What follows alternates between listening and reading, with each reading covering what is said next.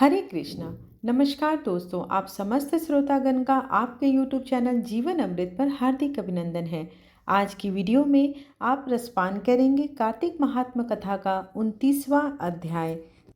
ऋषि बोले, हे देव, यह बोधि तरु अर्थात पीपल का वृक्ष क्यों छूने योग्य नहीं है? यह शनिवार को क्यों छूने योग्य है, सो कहिए। सूत जी बोले, समुद्र को मंथन करने से देवताओं ने जो रत्न पाए, उनमें से देवताओं ने लक्ष्मी और कौस्तुभ मणि विष्णु जी को दे दिया। जब विष्णु जी अपनी भार्या बनाकर लक्ष्मी को अंगीकार करने लगे, तभी लक्ष्मी ने उन चक्रपाणी से प्रार्थना की। लक्ष्मी बोली, जेठी बहन का संस्कार अर्थात विवाह किए बिना तुम छोटी को कैसे ब्याहते हो? हे मधुसूदन, पहले मेरी बड़ी बहन अर्थात अलक्ष्मी का ब्याह कर दो। मेरी बड़ी बहन अलक्ष्मी का ब्याह करके तब मुझे ले चलो, यह सनातन धर्म है। सूत जी बोले, इस प्रकार लक्ष्मी के वचन सुनकर लोक भावन भगवान ने बड़े तपस्वी उद्यालक मुनि को अपने अनुरोध से उस अलक्ष्मी को दे दिया। मुख, श्वेत दांत, जीर्ण शरीर, फटे से कुछ काले नेत्र, रूखे शरीर और महाबली वह अलक्ष्मी थी। विष्णु के वाक्य से अंगीकार करके वेद ध्वनि युक्त अपने आश्रम में वे धर्मज्ञ उद्यालक मुनि उसे ले आए। होम के धूप की सुगंधि से युक्त और वेदों के पढ़ने के शब्द से युक्त आश्रम को देखकर दुखित हो वह वचन बोली।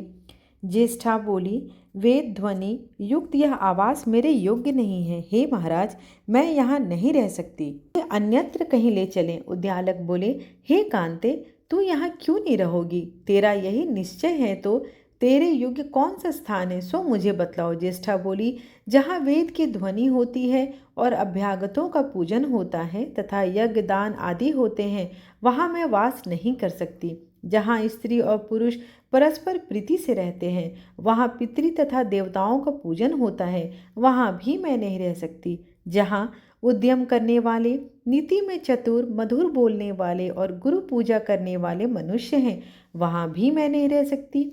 जिस घर में रात दिन स्त्री और पुरुष में कलह होता है, अभ्यागत निराश हो जाते हैं, उस स्थान में मेरी विशेष प्रीति है। जहाँ वृद्ध मनुष्यों और सज्जनों का अपमान होता है, कठोर भाषण होता है, वहाँ मैं सदा रहती हूँ। जहाँ लोग दुराचार करते हैं, पराया द्रव्य हर लेते हैं और पराई स्त्रियों में रत रहते हैं, उस स्थान में मेरी प्रीति रहेगी। जहाँ सदा गोवध, मद्यपान और ब्रह्म हत्या आदि पाप कर्म होते हैं, उस स्थान में मेरी प्रीति है। सूत जी बोले, इस प्रकार उस अलक्ष्मी के वचन सुनकर मलिन मुख को उद्यालक मुनि उनसे बोले, हे अलक्ष्मी, जब तक मैं तुम्हारे रहने का स्थान देखकर ना लौटूं, तब तक तुम इस पीपल के वृक्ष के नीचे बैठे हो। सूत जी बोले, इस प्रकार उसको बैठाकर उद्यालक मुनि चले दिए। वहां बहुत देर तक उनका मार्ग देखती रही। उसने जब मुनि को लौटते नहीं देखा, तब वह पति के त्यागने से दुखित हो शोक से रुदन करने लगी। उसके रुदन को लक्ष्मी जी ने अपने वैकुंठ भवन में सुना। तब लक्ष्मी जी उद्विग्न होकर विष्णु जी से प्रार्थना की। लक्ष्मी जी बोली, हे स्वामिन, मेरी जेठ बहन भरता को छोड़ने से दुखित है, अतएव हे दयालु भगवान, यदि मैं तुम्हारी प्यारी हूँ तो तुम उसे धीरज देने के लिए जाओ। सूत जी बोले, तदंतर कृपानिधि विष्णु लक्ष्मी सहित वहां गए। उस अलक्ष्मी को धीरज देते हुए विष्णु भगवान बोले, अलक्ष्मी, तुम पीपल के मूल के आश्रय में सदा स्थित रहो। यह निश्चय मेरे अंश से उत्पन्न है, इसलिए मैंने तुमको बसने के लिए यह स्थान दिया है। प्रतिवर्ष जो तुम्हारा पूजन करेंगे, उनके यहाँ तुम्हारी छोटी बहन अर्थात लक्ष्मी स्थिर होकर रहेंगी और स्त्रियों द्वारा नाना प्रकार की भेंट देकर तुम सदा पूजने योग्य हो जाओगी। पुष्प, गंध आदि द्वारा जो तुम्हारा पूजन करेंगे, उन पर लक्ष्मी सदा प्रसन्न रहेगी। सूत जी बोले, कृष्ण और सत्यभामा तथा नारद और पृथु का संवाद कहा। जो पूछना चाहो सो मैं विस्तार से कहूँ। उनका यह वचन सुनते ही ऋषि मंदहास्य करने लगे। उन्होंने आपस में कुछ नहीं कहा, चुपचाप बैठे रहे।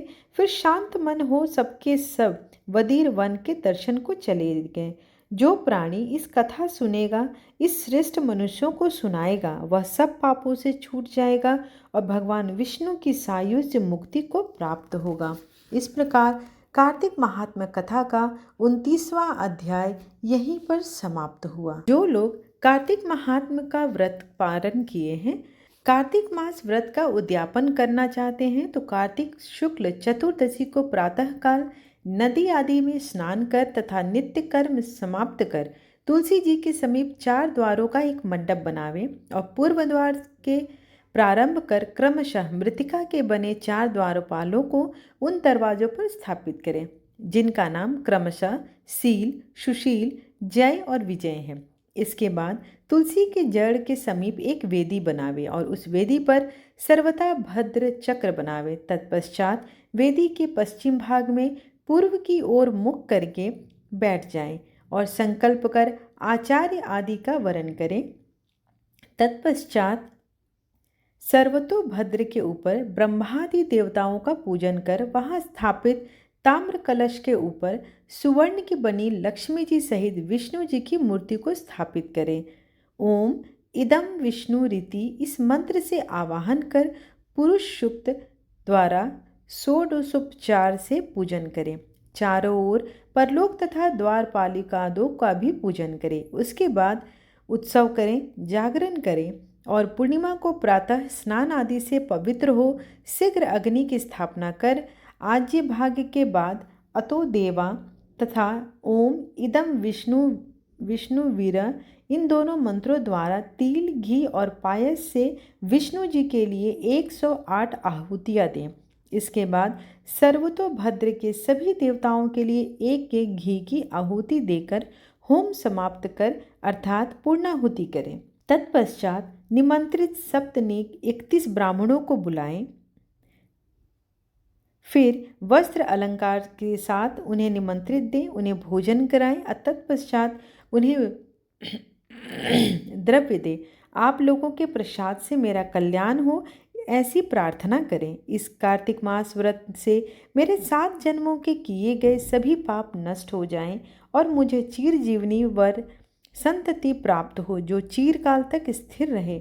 आप लोगों के पूजन से मेरे मनोरथ को सफलता प्रदान हो। अगर आप इस दौरान हवन के दौरान अगर विष्णु जी के मंत्र को नहीं बोल पा रहे हैं तो आप उस दौरान ओम नमो भगवते वासुदेवाय नमः इस मंत्र के साथ भी आप 108 बार आहुति दे सकते हैं। आशा करती हूँ आपको आज की जानकारी लाभप्रद लगी हो। वीडियो अगर अच्छी लगी हो तो लाइक, शेयर एंड सब्सक्राइब करना बिल्कुल न भूलें। आने वाले सभी व्रत और त्यौहार की कथा और उनसे जुड़ी जानकारी आपको मेरे चैनल पर उपलब्ध मिलेगी। धन्यवाद।